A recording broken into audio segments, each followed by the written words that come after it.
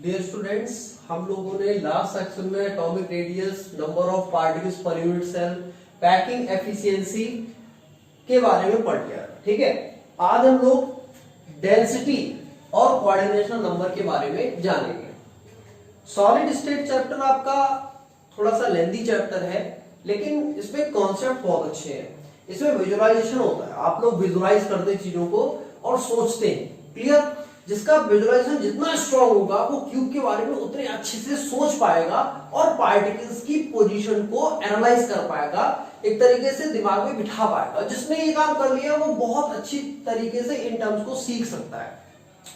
एक बच्चे का कमेंट्स आया था, सर एटॉमिक रेडियस जब आपने समझाई थी उसमें एक हिस्सा मुझे समझ में नहीं आया था, तो मैं आज उसको भी क्लियर कर दूंगा। ठीक है, बाकी आपको जो भी प्रॉब्लम होती है आप मुझे कमेंट बॉक्स में लिख सकते हैं, आप मुझे पिक्चर्स भेज सकते हैं। जहां पर भी प्रॉब्लम आती है आप उसका स्क्रीनशॉट लीजिए उस टॉपिक का, उस वीडियो में, और मुझे सेंड कर दीजिए। ठीक है, मैं क्लियर कराने की पूरी कोशिश करूंगा जितना मुझसे हो सकता है। क्लियर?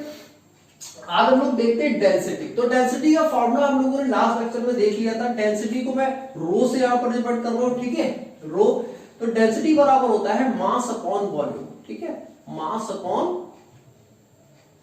वॉल्यूम। ठीक है, वॉल्यूम किसका? यूनिट सेल का volume, volume of unit cell, volume of unit cell, volume of unit cell. Clear? ये टर्म्स में रफ कर रहा हूं।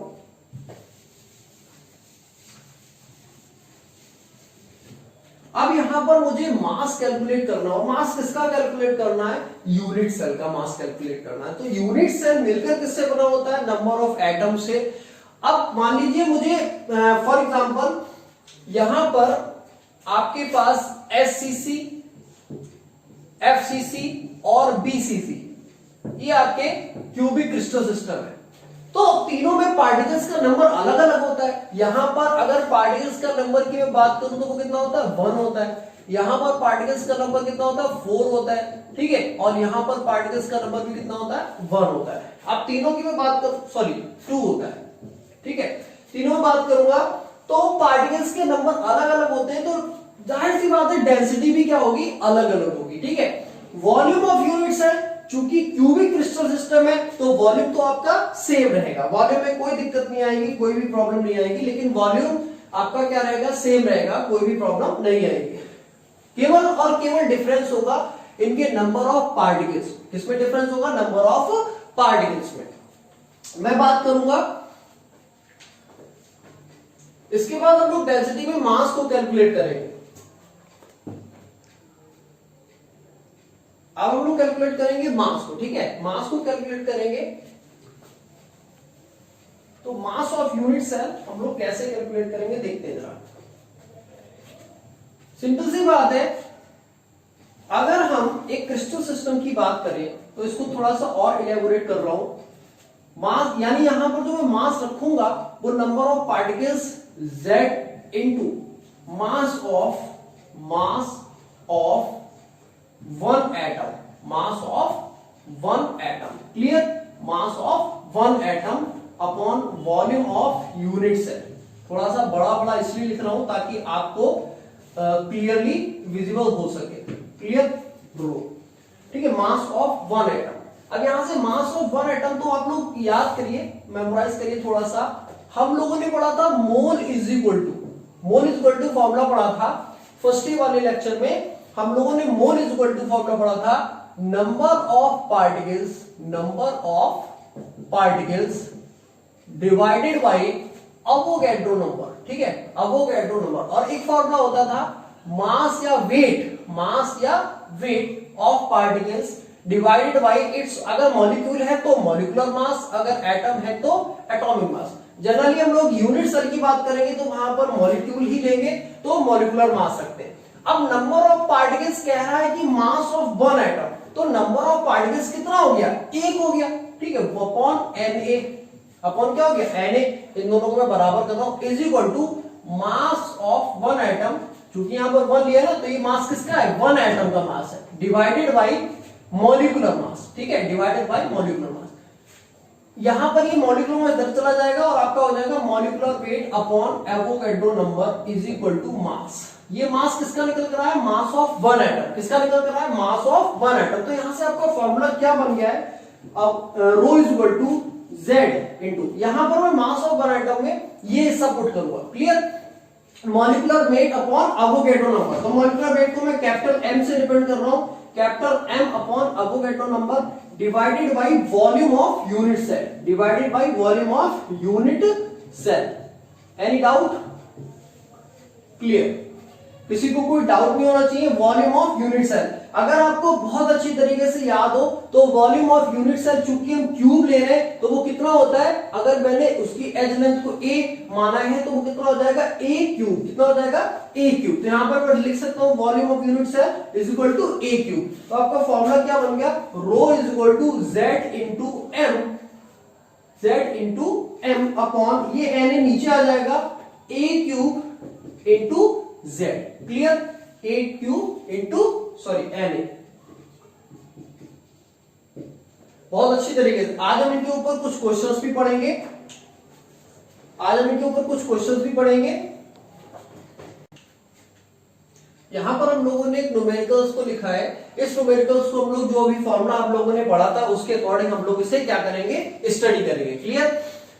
कुछ वैल्यूज पे दे रखी होती है, सबसे पहले जो गिवन डाटा होता है ना, अगर आपने वो प्रेडिक्ट करना सीख लिया तो आप लोग न्यूमेरिकल्स को चुटकियों में कर लेंगे। ये समझिए, अगर आप लोगों ने प्रेडिक्ट डाटा, जो प्रेडिक्ट डाटा न्यूमेरिकल्स में दिया होता है, लिखा होता है, उसको बस समझना है।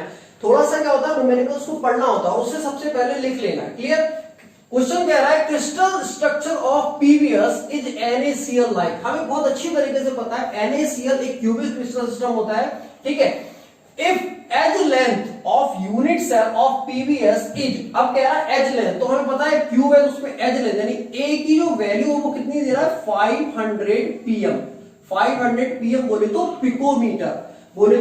पिकोमीटर, ध्यान रखेंगे। अब यहां पर जो वैल्यूज हम लोग पुट करते हैं उसे या तो मीटर में पुट करते हैं या फिर सेंटीमीटर में पुट करते हैं। यहां पर जनरली जो डेंसिटी निकल कर आती है वो आपकी होती है ग्राम पर सेंटीमीटर क्यूब में, इसमें आती है ग्राम पर सेंटीमीटर क्यूब में। ये याद रखना आप लोग, इस चैप्टर में हम लोग जो भी डेंसिटी वगैरह कैलकुलेट करेंगे वो ग्राम पर सेंटीमीटर क्यूब में कैलकुलेट करेंगे। तो ये वैल्यू हमें किसमें कन्वर्ट करनी है, सेंटीमीटर में कन्वर्ट करनी है।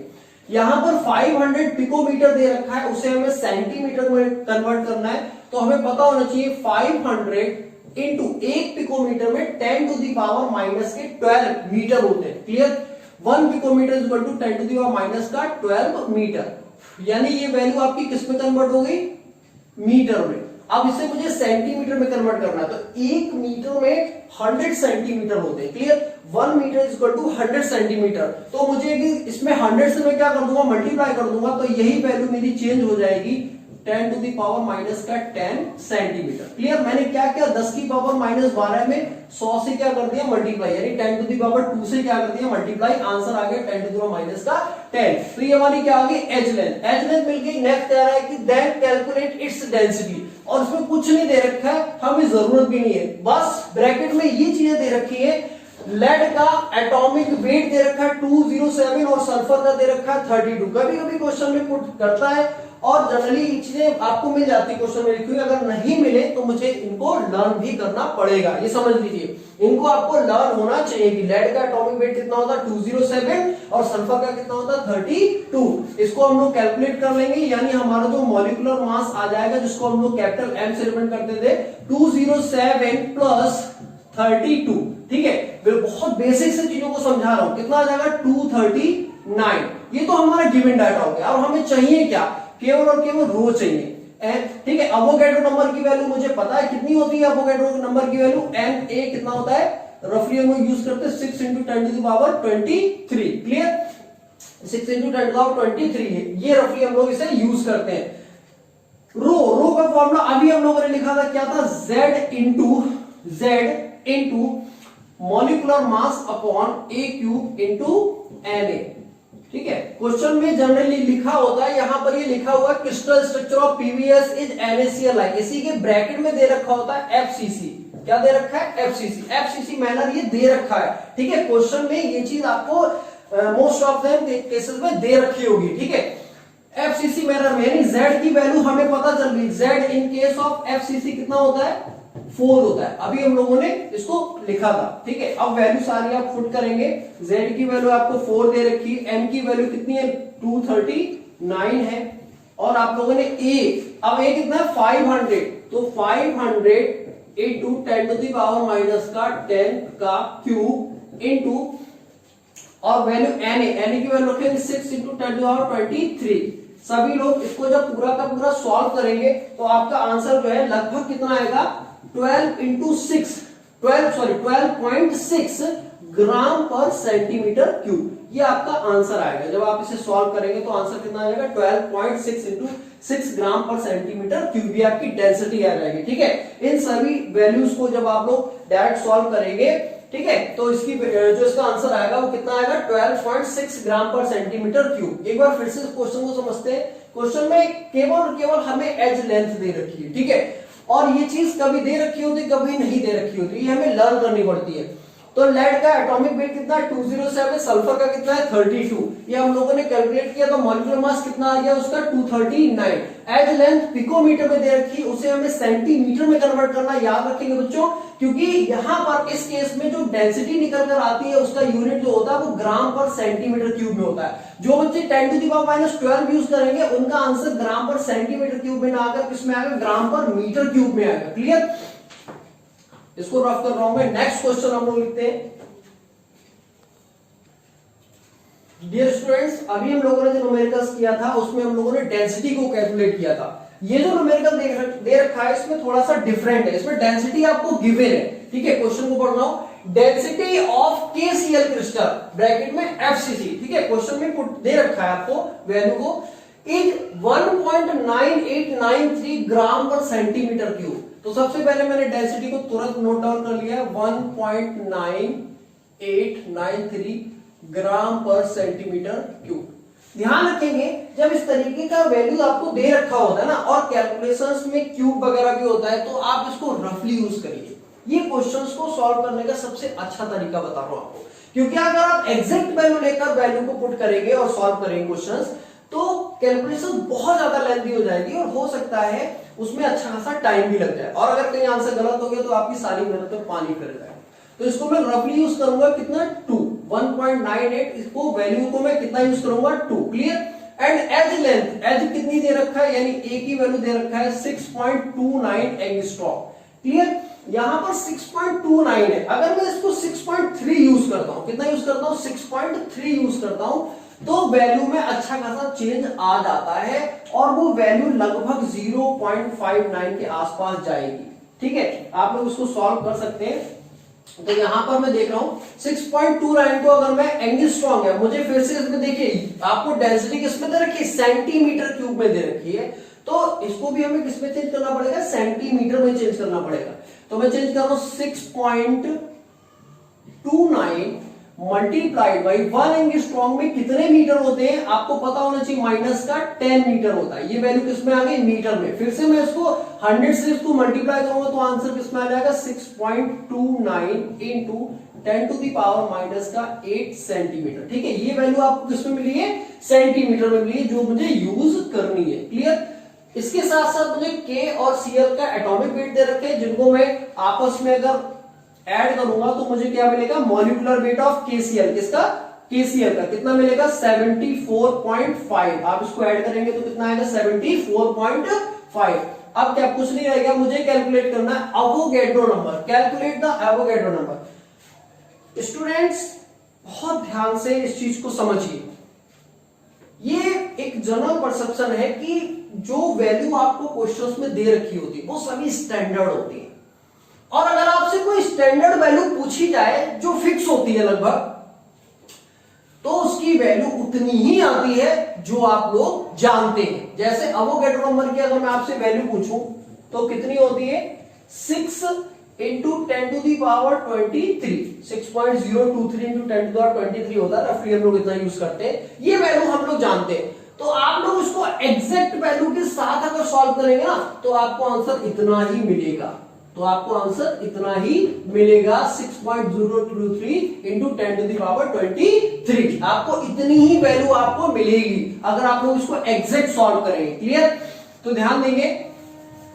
मैं वैल्यू को पुट कर रहा हूं rho is equal to z into M upon A cube into N. अब मुझे चाहिए क्या, Na चाहिए, बोले तो एवोगैड्रो नंबर। इसको मैं यहां ले आऊंगा और रो को इसकी जगह पर ले जाऊंगा अगर मैं क्रॉस मल्टीप्लाई करता हूं, यानी मैं इसको लिख सकता हूं rho into A cube into Na is equal to Z into A. बहुत सिंपल से समझा रहा हूं ताकि प्रत्येक बच्चे को समझ में आ जाए। मुझे ये वैल्यू चाहिए ना, तो इसको मैं एज इट इज रखूंगा z into M upon rho into A cube. Clear, ये मेरा फॉर्मूला बन गया। इसमें मैं वैल्यू को पुट करने जा रहा हूं Na, बोले तो एवोगैड्रो नंबर। Z क्या दे रखा है, FCC। तो FCC क्रिस्टल सिस्टम के लिए Z की वैल्यू कितनी होती है, 4। क्लियर, Z की वैल्यू FCC के लिए कितनी होती है, 4। मैं यहां पर लिख भी दे रहा हूं Z फॉर FCC। अभी हम लोगों ने लिखा था कितना होता है, 4। Clear, 4।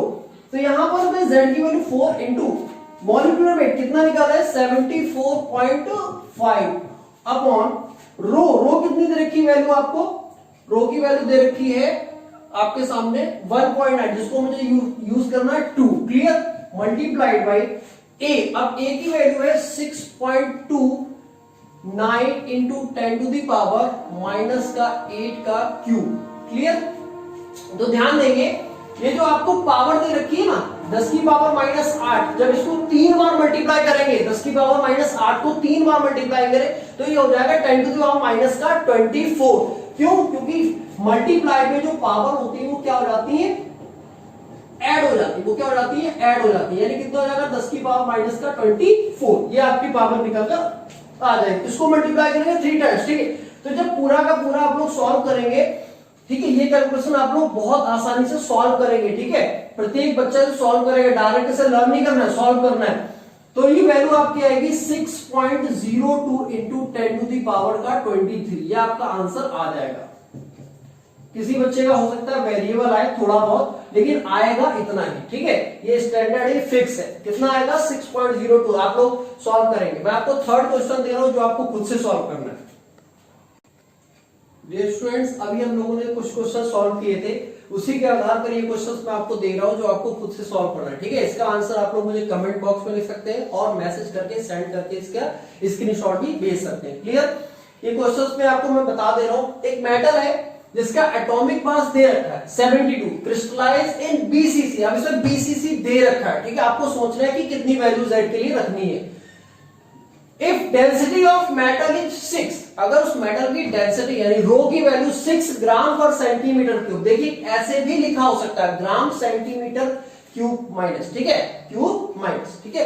Then calculate volume of unit cell. अब आपको क्या कैलकुलेट करना है, वॉल्यूम कैलकुलेट करना है। क्लियर, वॉल्यूम का मतलब यहां पर आपसे पूछ क्या रहा है। अब बहुत से बच्चे सोचेंगे कि सर वॉल्यूम का तो टर्म ही नहीं आया। बेटा वॉल्यूम का मतलब उसने डायरेक्ट ए क्यूब की वैल्यू आपसे पूछी है। ठीक है, अब आपको ए क्यूब सॉल्व करना है, ए नहीं सॉल्व करना है, ए क्यूब सॉल्व करना है। क्लियर, यानी फॉर्मूला आप लोगों ने density is equal to mass upon volume लिखते थे ना, मास अपॉन वॉल्यूम। तो आपको ये डायरेक्ट वॉल्यूम कैलकुलेट करना है और मास कितना दोगे, z into M upon N A upon volume of unit cell. अब आपको ये कैलकुलेट करना है। आपके सामने ये भी दे रखा है, z भी दे रखा है, मास भी दे रखा है, एवोगैड्रो नंबर आपको पता भी है, डेंसिटी पता है, वॉल्यूम कैलकुलेट करना बहुत सिंपल है। ठीक है, नेक्स्ट वीडियो हम लोग एक चीज और यहां पर अभी कोऑर्डिनेशन नंबर मुझे बताना था, तो ध्यान दें। कोऑर्डिनेशन नंबर आप लोग लर्न कर लीजिए, समझा मैं नेक्स्ट लेक्चर में दूंगा। कोऑर्डिनेशन नंबर आपको मैं बता दे रहा हूं, एससीसी कोऑर्डिनेशन नंबर। ठीक है, एससीसी के लिए होता है आपका 6। ठीक है, एससीसी के लिए आपका होता है 6, BCC body centre cubic unit cell के लिए होता है 8, और अगर मैं बात करूं एफसीसी तो इसके लिए होता है आपका 12। क्लियर, ये आपका कोऑर्डिनेशन नंबर है, आप लोग इसे लर्न कर लेंगे। एससीसी अरेंजमेंट के लिए होता है 6, बॉडी सेंटर के लिए होता है 8 और फेस सेंटर के लिए होता है 12। होता है क्या है कोऑर्डिनेशन नंबर? कोऑर्डिनेशन नंबर की अगर मैं डेफिनेशन की बात करूं तो नंबर ऑफ नियरेस्ट एटम, ठीक है, नंबर ऑफ नियरेस्ट एटम, सबसे नजदीक में जो एटम प्रेजेंट है किसी भी पार्टिकल्स के, किसी भी एटम के पास में जितने एटम है वो उसका कोऑर्डिनेशन नंबर कहलाता है। एग्जांपल के तौर पर अगर मैं 1D में कोऑर्डिनेशन नंबर समझाने की कोशिश करूं तो यहां पर मैं इस पार्टिकल की बात करूं, इस पार्टिकल का कोऑर्डिनेशन नंबर कितना है, तो ये पूरा इनफाइनाइट है, ठीक है, पूरा इनफाइनाइट है, बहुत से एटम्स रखे हुए हैं, बहुत सी लंबी सी लेयर लगी हुई है। तो इस पार्टिकल की अगर मैं बात करूं तो इस पार्टिकल से कितने एटम नियरेस्ट टच कर रहे हैं, ठीक है, तो एक तो ये टच कर रहा है और एक ये टच कर रहा है, तो इसके लिए कोऑर्डिनेशन नंबर कितना हो गया 2। इसी तरीके से मैं इसकी बात करूं तो इसके लिए कितना आएगा 1 और 2। इसके नेक्स्ट की बात नहीं कर रहा हूं, इसके खुद के पास में जो अड़ोस पड़ोस में जो है, ठीक है, सिंपल सी बात है। बाकी डिटेल डिस्कस हम लोग नेक्स्ट लेक्चर में करेंगे। Okay, thank you.